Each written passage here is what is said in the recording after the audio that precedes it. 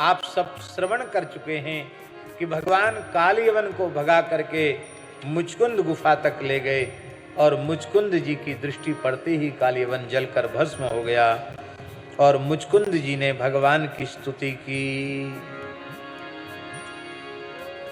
गर्ग जी की बात का स्मरण किया। गर्ग जी ने कहा था, राजर्षि मुचकुंद, तुम्हें भगवान यहीं आकर दर्शन देंगे।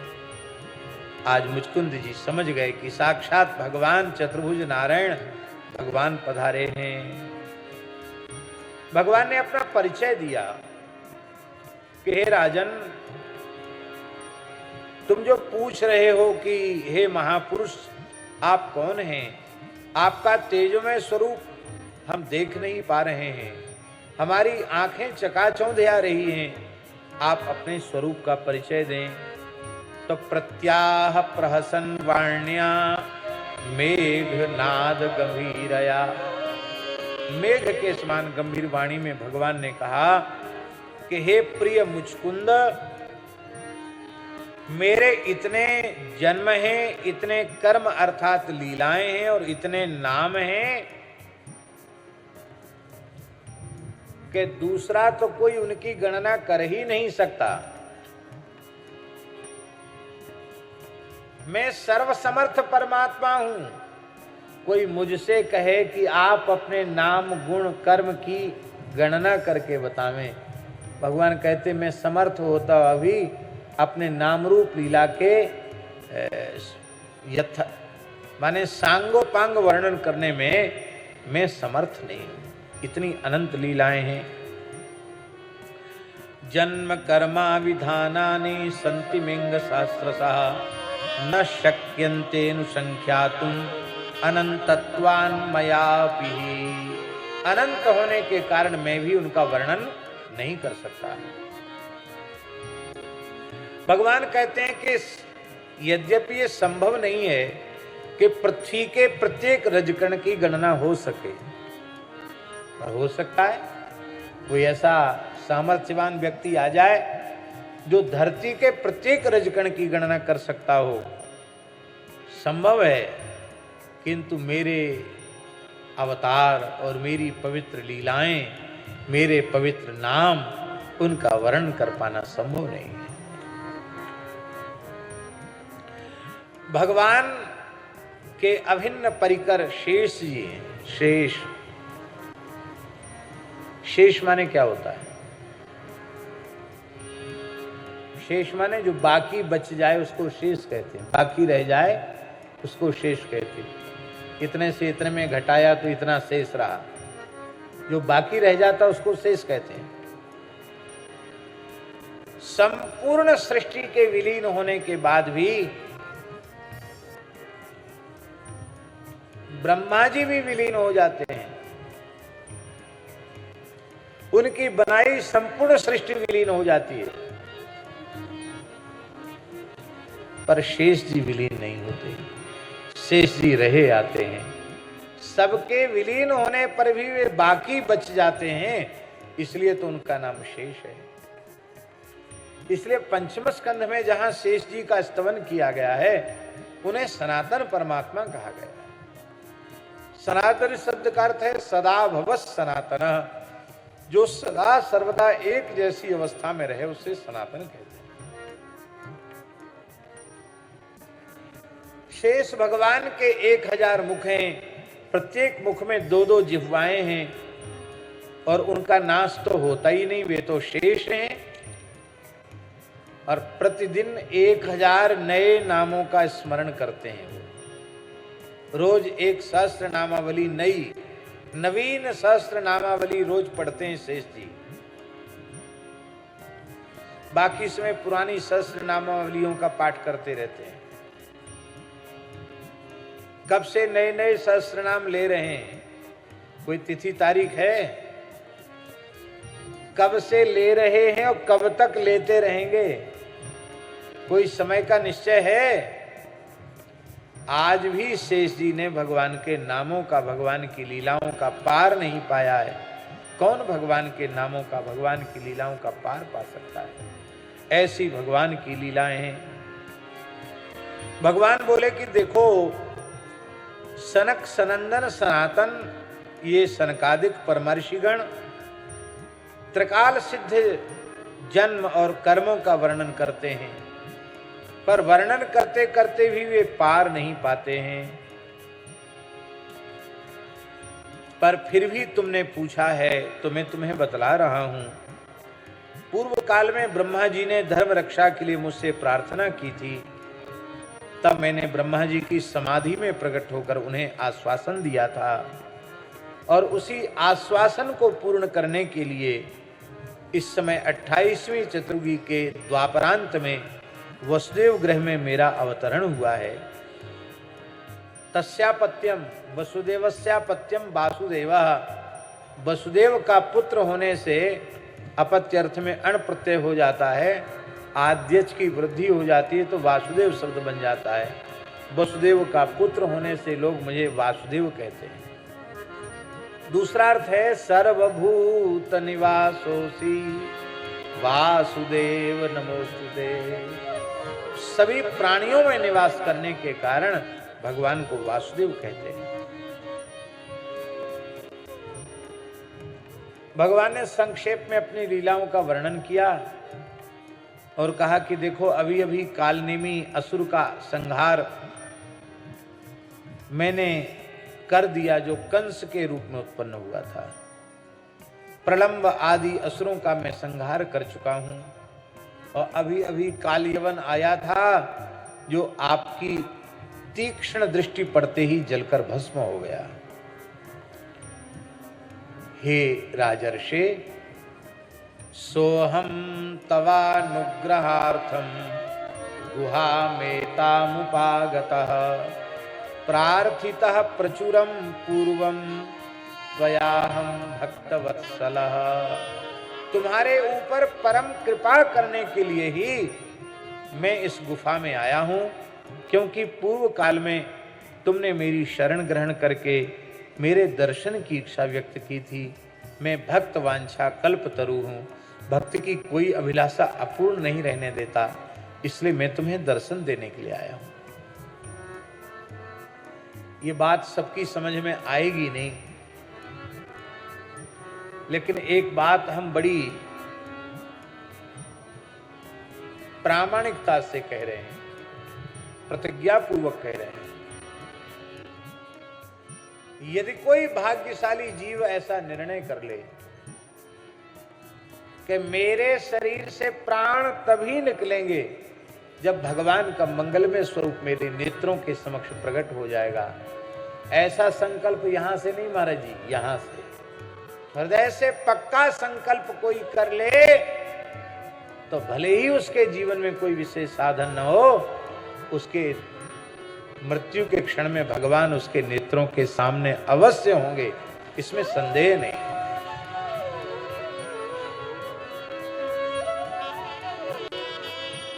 कवियों के पास कोई चारा नहीं है, उपाय नहीं है, इसलिए वो कह देते हैं भगवान कल्पतरु हैं। अरे जो कल्प वृक्ष के बनाने वाले हैं वो स्वयं कल्प वृक्ष कैसे हो सकते हैं? उनकी सृष्टि में कल्प वृक्ष है, लेकिन अब कुछ तो कहना पड़ेगा, तो कुछ कहने के लिए कह देते भगवान कल्पतरु, बाकी कल्पतरु नहीं। आरामः कल्पवृक्षाणां विरामः सकलापदाम् अभिरामस्त्रिलोकानां रामः श्रीमान् सनः प्रभु।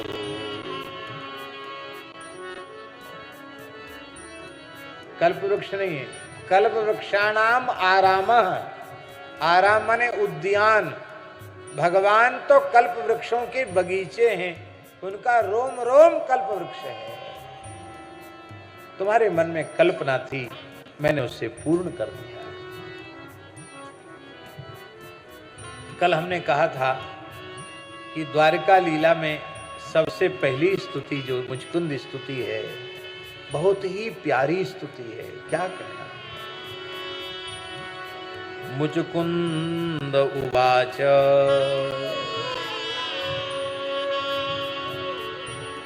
बहुत सुंदर स्तुति है। विमोहितोऽयं जनईश मायया, विमोहितो जनईश मायया, त्वदीयया त्वां न भजन्त्यनर्थदृक्, त्वदीयया त्वां न भजन्त्यनर्थदृक्।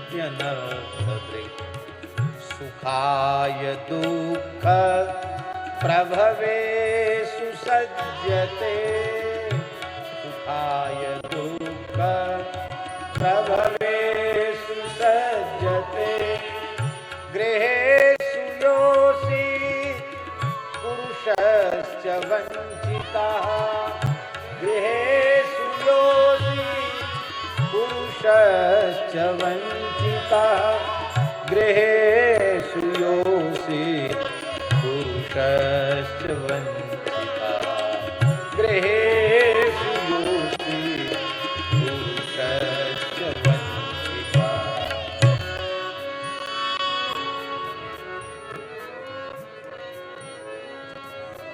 ईश ये संबोधन है। ईश माने सर्वेश्वर। हे सर्वेश्वर, हे सर्वनियंता, हे सर्वाधार, हे सर्वेश्वर। अयम जनः मायया विमोहितः, त्वदीयया मायया हे ईश अयम जनः विमोहितः। हे नाथ,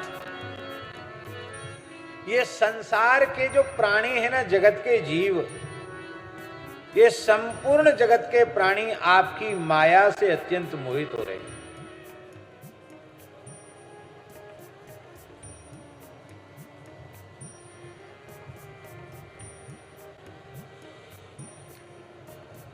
कैसे हम माने कि संसार के सभी जीव माया से मोहित हो रहे हैं? तो उसका उत्तर दे रहे हैं, त्वाम न भजन्त्यनर्थदृक्।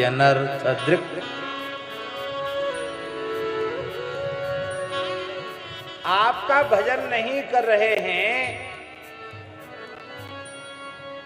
तो किसका भजन कर रहे हैं? आपका भजन नहीं कर रहे हैं तो किसका भजन कर रहे हैं? बोले माया का भजन कर रहे हैं। मायापति का भजन नहीं कर रहे हैं, माया का भजन कर रहे हैं।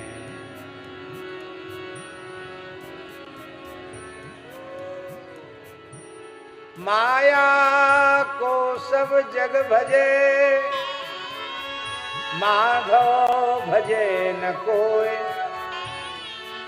जो कदाचि माधव भजे तो माया चेरी हो, माया चेरी हो, माया दासी हो जाएगी।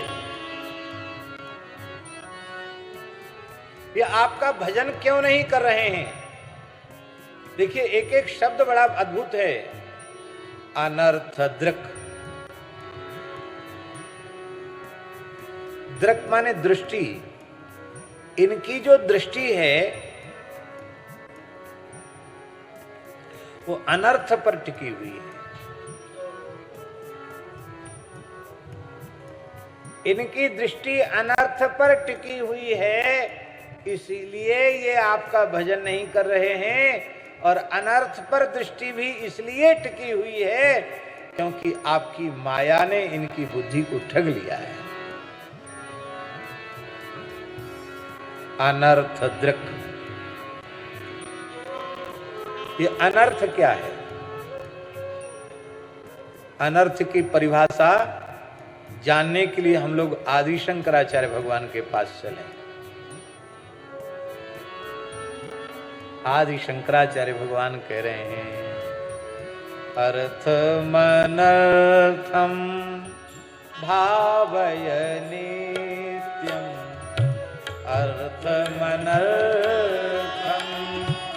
भावय नित्यं नास्ति ततः सुखलेशः सत्यं नास्ति ततः सुखलेशः सत्यं पुत्रादपि धनभाजां भीति पुत्रादपि धनभाजां भीति सर्वत्रैषा विहिता नीति सर्वत्रैषा विहिता नीति भज गोविन्दं भज गोविन्दं गोविन्दं भज मूढ़मते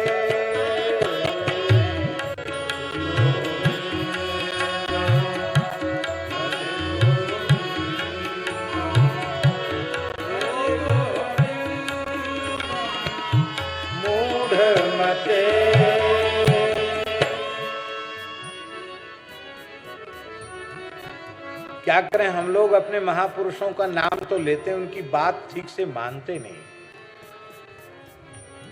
भगवान आदि शंकराचार्य आज्ञा कर रहे हैं अर्थम अनर्थम इति नित्यम भावय। जिसे हमने अर्थ मान रखा है सारे अनर्थों की जड़ वही है, ऐसा नित्य प्रति उठकर विचार करो। नित्यम माता जी नित्यम अर्थम अनर्थम भावय नित्यम। नित्य विचार करो कि जिसे हमने अर्थ मान रखा है सारे अनर्थों की जड़ वही है। क्या कहना, इतनी प्यारी भावना है मुचकुंद महर्षि राजर्षि की।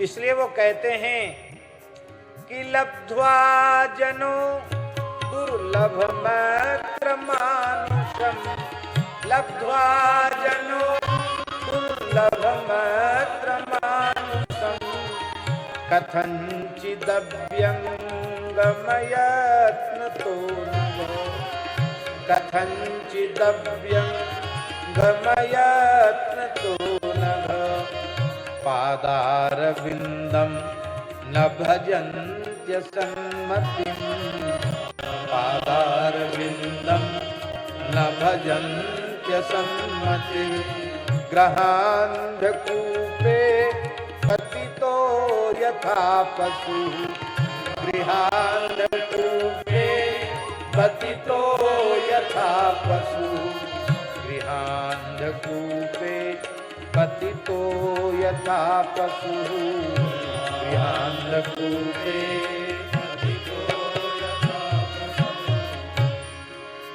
हे प्रभु,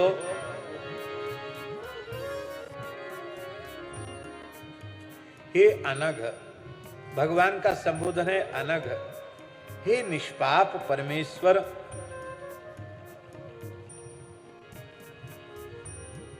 यह धरती आपके अवतार की भूमि और आपकी पवित्र लीला की भूमि है। इसलिए महाराज जी इस धरा को हम लोग धराधाम कहते हैं। क्या कहते हैं? धराधाम। ये भगवान के अवतरण की भूमि है, भगवान की लीला भूमि है, कर्म भूमि है। और इस लीला भूमि, जन्म भूमि, कर्म भूमि में भगवान मनुष्य को जन्म देते हैं। यह मनुष्य का जन्म अत्यंत दुर्लभ है। लब्ध्वा जनो दुर्लभ मत्र मानुषम, अत्यंत दुर्लभ मनुष्य जन्म भगवान देते हैं। किस लिए देते हैं? यदि कोई पूछे कि भगवान ने हमें मनुष्य किस लिए बनाया, तो उसका एक ही उत्तर होगा कि भगवान ने अपने चरण कमलों तक पहुंचने के लिए ही हमें मनुष्य बनाया।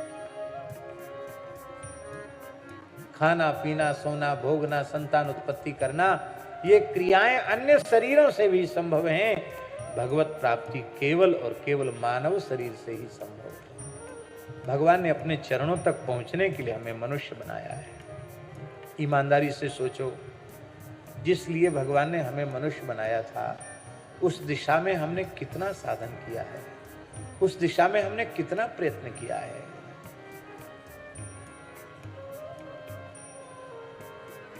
एक बड़ी विचित्र बात लिखी है कि भगवान ने अपनी प्राप्ति के लिए मनुष्य बनाया, दुर्लभ मनुष्य जन्म दिया। इतना ही नहीं, कथंचिदव्यंग मयत्न तो नघ,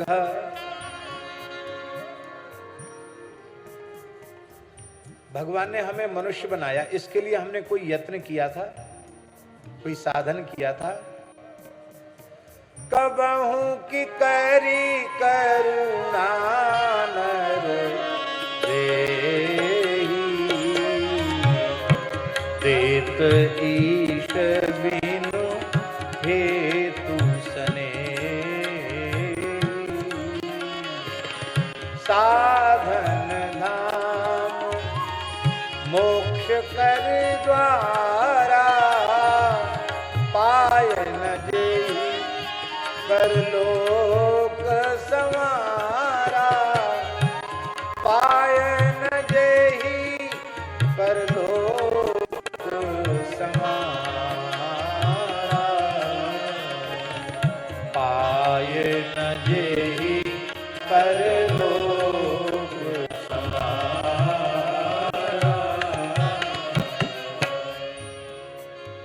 अनायास अहेतु की कृपा करके भगवान ने दिया है। और एक और विशेष बात है कि भजन के लिए भगवान ने कोई असुविधा भी नहीं दी। अव्यंग। अच्छा एक बात बताइए, प्रहलाद जी के सामने जितनी असुविधा भजन करने में थी, क्या उसकी चौथाई भी हम लोगों के जीवन में है? अच्छा चलो, इस युग में भक्ति काल में मीराबाई के जीवन में जितनी असुविधा भजन में थी, राणा विक्रम हाथ धो के पीछे पड़ा था, क्या उतनी भी असुविधा हम लोगों के भजन में है? कोई असुविधा नहीं। भगवान ने भजन की पूर्ण सुविधा दे रखी है, फिर भी हम भगवान का भजन नहीं करते। पादार विंदम न भजंती, हम भगवान के चरण कमलों का भजन नहीं करते हैं। हमारी बुद्धि संसार में लगी रहती है और भगवान ने हमको संसार कुएं में, घर के अंधेरे कुएं में ढकेला नहीं है। ग्रहांध कूपे पतितो यथा पशु। यहां पशु का उदाहरण इसलिए दिया माता जी कि जिस कुएं में पानी सूख गया है पर पानी की नमी है, उस नमी के कारण बड़ी बड़ी घास उसमें पैदा हो गई है। अब घास के लोभ से पशु वहां तक गया, अब लोगों का आवागमन तो बंद है क्योंकि उसमें पानी नहीं है, अंधेरा कुआं है, निर्जल कूप है। अब उस पशु ने देखा कि बड़ी सुंदर सुंदर हरी घास लगी है और नीचे की ओर तो और बढ़िया घास है, तो अपने घुटने टेढ़े करके मुंह नीचा करके उसने जैसे ही उसको लेने का प्रयास किया, तुरंत कगार खिसल गई और वह पशु कुएं में गिर गया।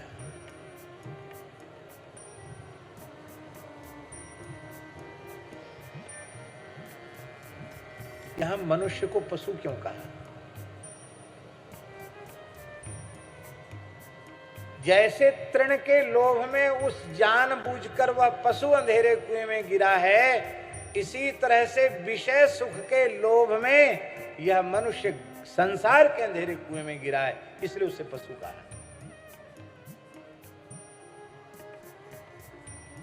जिस कुएं में पानी हो और जल भरने के लिए लोगों का आवागमन बना रहता हो, उस कुएं में कोई धोखे से गिर जाए और रोवे चिल्लावे तो कोई न कोई दयालु पुरुष उसको निकालने का प्रयत्न करेगा। पर जो कुआं अंधेरा है, जिसमें पानी है ही नहीं, उसमें कोई गिर जाए तो उसे निकालने वाला कौन? उस व्यक्ति का रोना सुनने वाला कौन? भैया, विषय सुख के लालच में जानबूझकर इस गृहस्थी रूप अंधेरे कुएं में हम गिरे हैं और अब यहां हमारी सुनने वाला कोई नहीं है, कोई नहीं।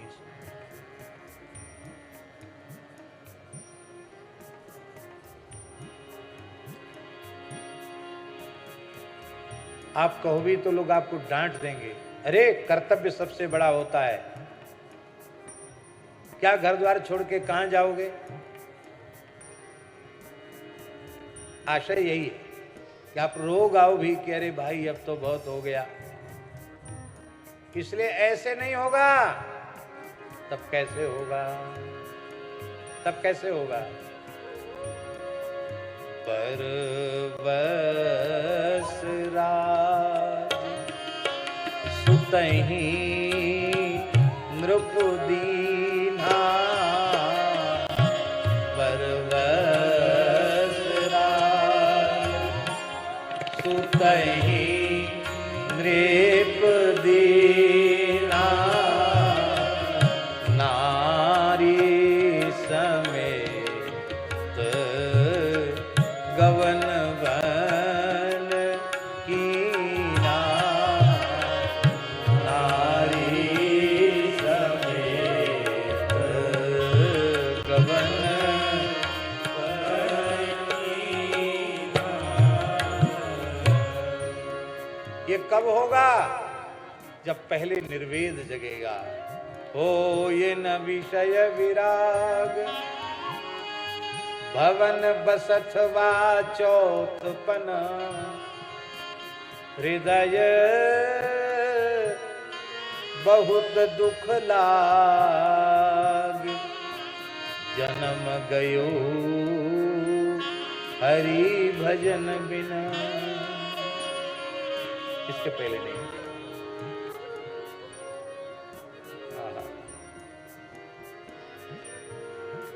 इसलिए हे भगवान, मैं क्या करूं? हे प्रभु, मुझे रोना आ रहा है। क्यों? ममईश कालो जितने स्फलो गतो, ममईश कालो जित निष्फलो गतो, राज्यश्रियोन्नत मदस्य भूपते, राज्यश्रियोन्नत मदस्य भूपते, मर्त्यात्म बुद्धे सुतदार को सुभु, स्वासज्यमान से दुरंत चिंतया, स्वासज्यमान से दुरंत चिंतया। हे भगवान, मैं राजा था, मुचकुंद कह रहे हैं, मैं राजा था, राज मद में मतवाला हो रहा था। दुर्भाग्य से इस मरण धर्मा नाशवान शरीर को ही आत्मा माने बैठा था। मैंने मैंपन का आरोप शरीर में कर लिया था और मेरेपन का आरोप शरीर से संबद्ध संसार के प्रति कर लिया था। मैं शरीर हूं और शरीर से संबद्ध स्त्री, पुत्र, राज्य, ये सब मेरा है। ये मेरा राजकुमार है, ये मेरी रानी है, ये मेरा खजाना है, यहां तक मेरा राज्य है। इन संसार की नाशवान वस्तुओं की चिंता में दिन रात मेरा चित्त लगा रहता था और इस चिंता करते करते मेरा सारा जन्म व्यर्थ चला गया। आप हमारे संतवाणी चैनल को सब्सक्राइब करें, वीडियो को लाइक करें, शेयर करें और हाँ, बेल आइकन पर क्लिक करना बिल्कुल ना भूलें ताकि हमारी किसी भी वीडियो की सूचना सबसे पहले आपको मिले।